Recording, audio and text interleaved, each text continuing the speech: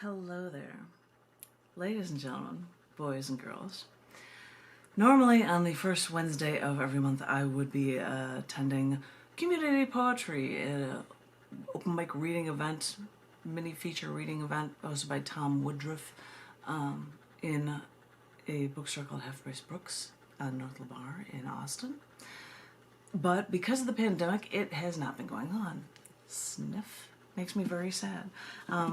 And I would always come and read material from New Scars Publications books, whether or not he chose a theme for it. I was like, no, I'm going to read from Brand New Scars books, because every month I had at least two books coming out.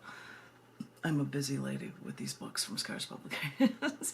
But this month, I'm excited to show you and read from you poetry from a book that is yet to be released. I'm holding the proof copy of it right here. It's going to be released on the 15th because it's tax day. That seemed like a good day to release it. People at Scars thought so. It is an issue collection book of a quarter of a year of Down in the Dirt issues, January through April of 2021. And this book is titled Excerpts from the Plague Years. While we were driving around in the middle of the ice storm because we had no power for 5 days, we could have warmth in the car and drive around and do that. And while we did that, we saw this massive statue, and my husband looked and he's like, that looks like a tornado.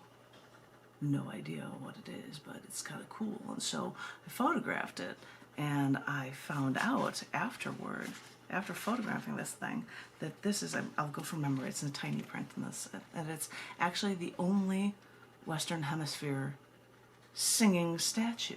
There's one in the UK, I believe. And all of these pipes would resonate different tones as wind would go through.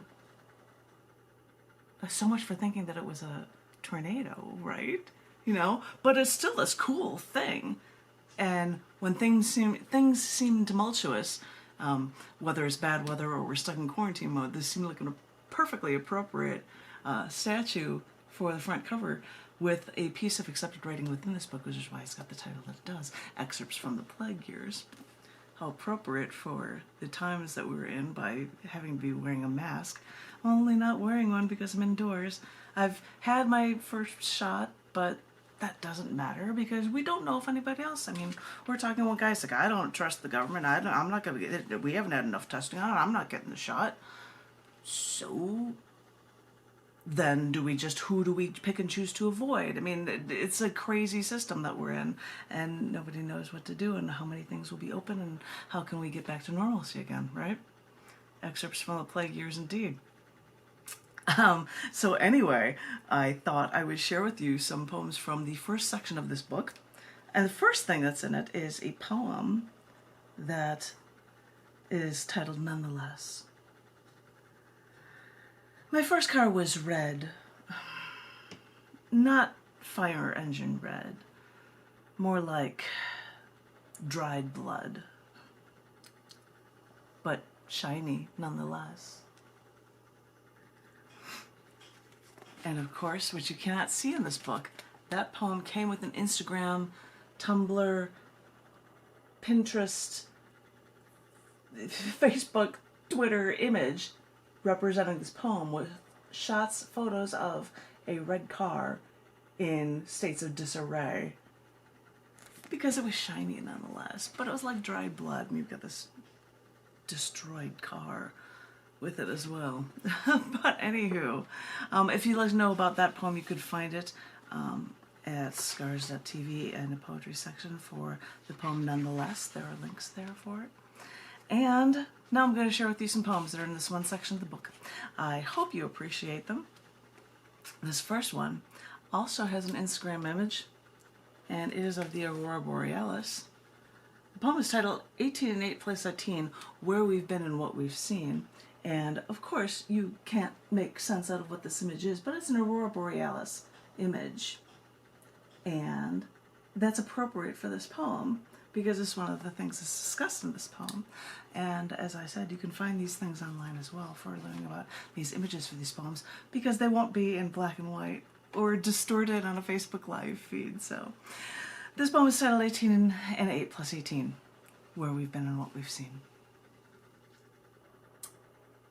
I have journeyed around the world with you. After all that I've seen, I'm now an observer, an astronomer looking out into the universe, out past the solar system, past the Kuiper belt, trying to understand what makes everything, everything. I fly in airplanes, I jump from airplanes, I pilot airplanes, getting closer to the stars. Molecule by molecule, we originate from stars, and we are all linked, our bodies formed from stardust. But outer space is a violent place.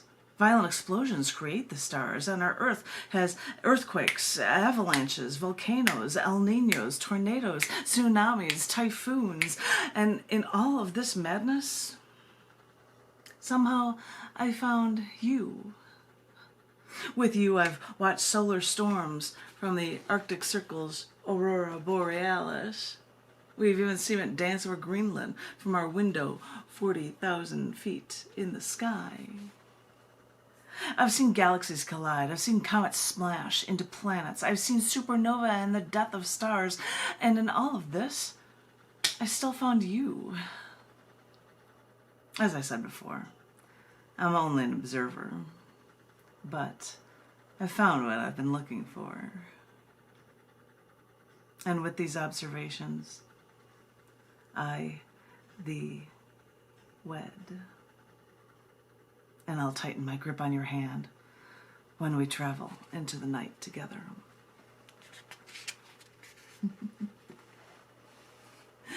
Romancy ones to weird ones. Here's another short one that also has an Instagram image. The poem is titled Plot and Wait. You can kind of see the photo there, but you can see it in color online better if you look for the poem Plot and Wait and look for Instagram or Photoshop, or Facebook or Twitter or Pinterest links, because they probably exist for this. This is an Instagram length poem that is titled Plot and Wait. They enlisted me as a sniper for years. On all firing tests, I would score perfect, or near perfect, every single time. I worked as a sniper for years, and in all that time, they never asked me to shoot anyone. All I did was plot and wait.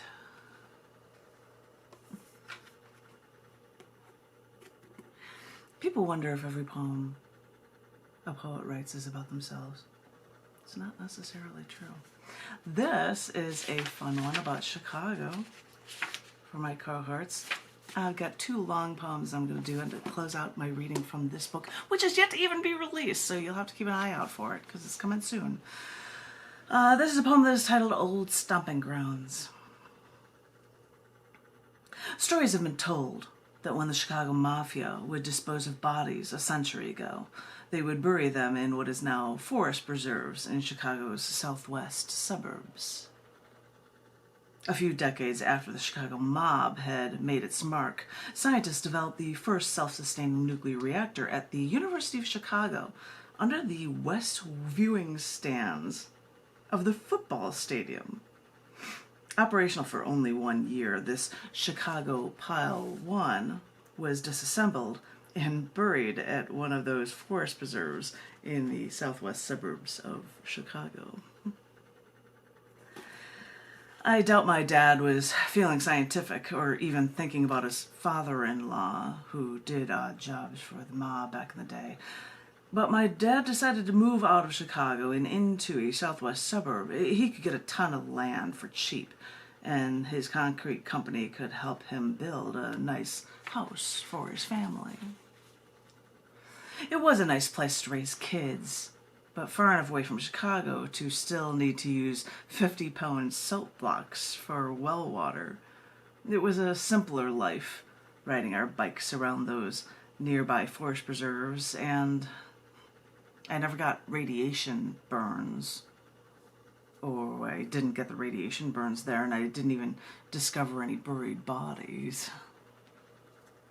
So I don't know if it was the mafia or the scientists who gentrified this area south and west of Chicago, and I can't say it was my father's doing. But all I know is that after he lived there for a little while, his whole town became so upscale. Now, this is when I moved back into Chicago, but when I did, very straight me first moved into a very gay neighborhood.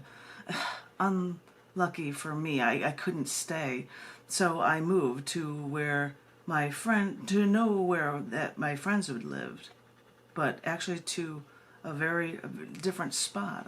I didn't go to where my friends lived, but very white me moved to a very Hispanic neighborhood just north of where gangs would pick you out just because of the color of your skin. And yeah, I lived there for years. The rent was cheap.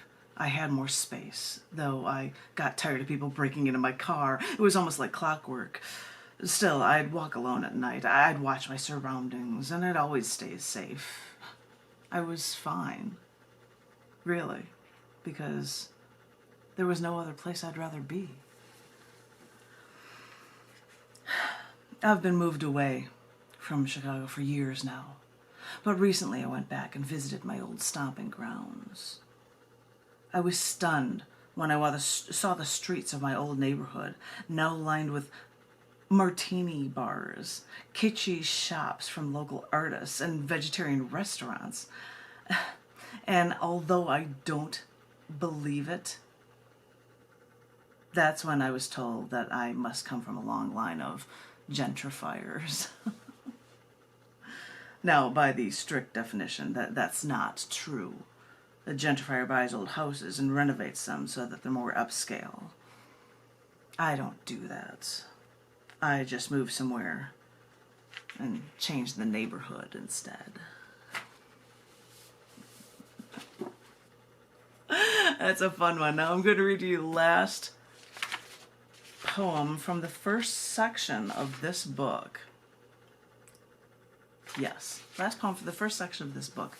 This issue collection book from Down in the Dirt that will be out in a week, 8 days from now. This poem is titled, Waiting to Take the Plunge. Living in Chicago, I had heard of the polar plunge, an insane idea to jump into Lake Michigan at around Christmas or New Year's when there's a ton of ice floating, and you might end up floating too if you don't get out of that ice-cold water.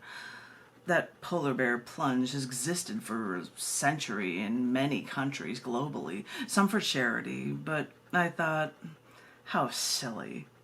I'm sure a lot of these people just want to show off their manhood doing this. So I always refrained, even when the new Chicago Mayor Rahm Emanuel did it. I chose to avoid this ritual. I can take the cold, but I really can't comprehend what these people are doing this for and what they're trying to prove. So I acted passive and aloof, like I was above such childish behavior. But one thing happened that made me change my mind. I happened to be visiting a continent I thought I'd never visit, to photograph icebergs, glaciers, and wildlife I'd never seen in Antarctica. And that's when they suggested to me that we go on a polar plunge there into the Southern Ocean. And oddly enough, I had a swimsuit on this trip, even though the temperature was only minus 2.8 degrees Celsius or 27 degrees Fahrenheit. Now, I want to tell you, this trip was amazing, taking small rubber boats to one island after another. First, we crossed the choppy Drake Passage, then we went to Half Moon Island, passing icebergs to see penguins in their natural habitat.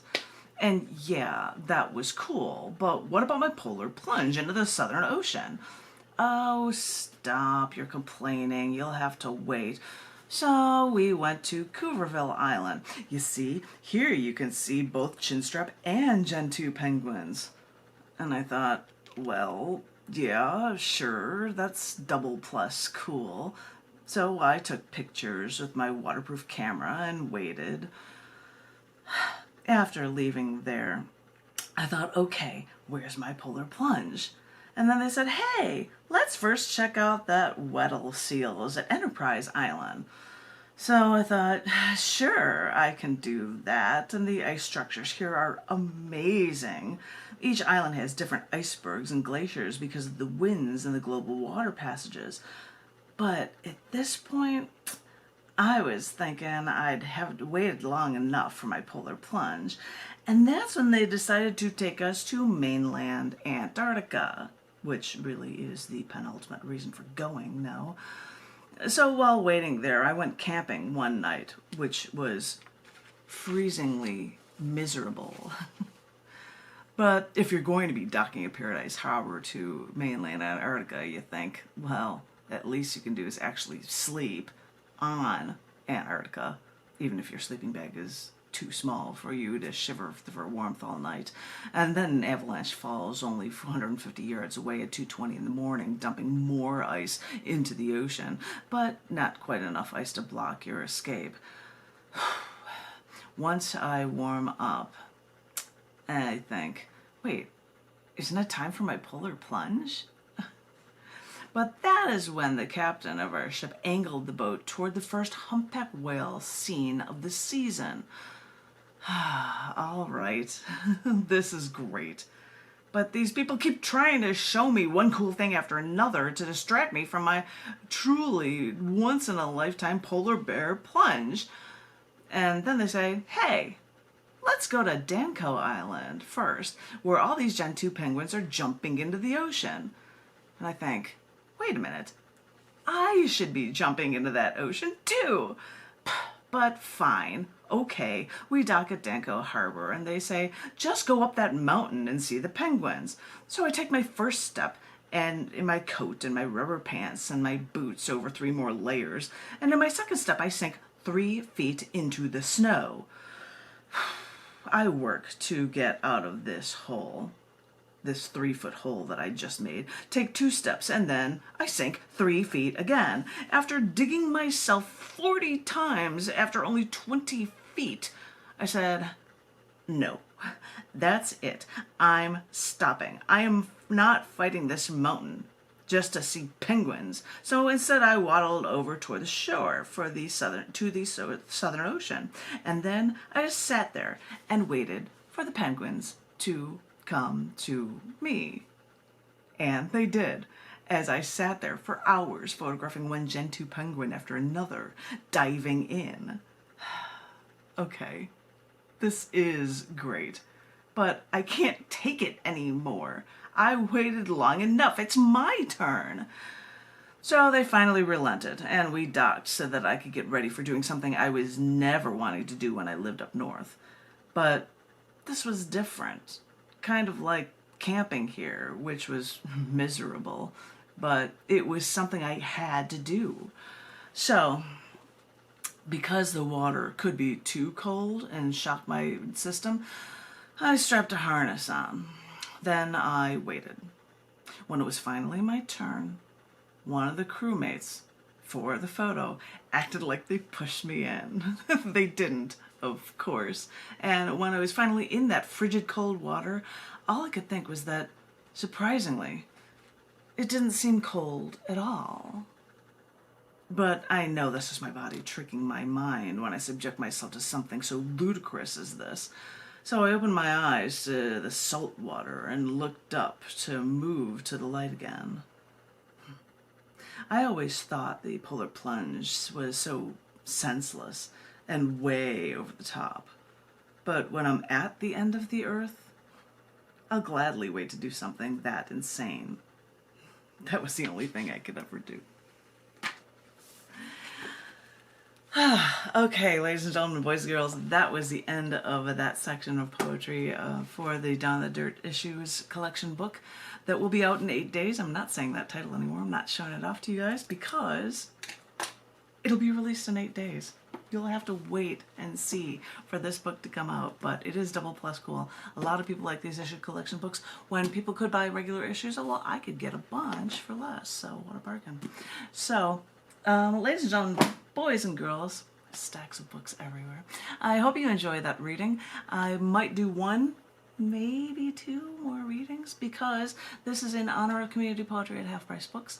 I hope everyone is remaining safe. I hope everyone is remaining creatively inclined, and I hope you don't feel like we can, you know, you're at the end of your rope because we've been stuck and separated from each other for so long. So I want each and every one of you to hang in there, and I will be talking to you with another live reading very, very soon. Thank you very, very much.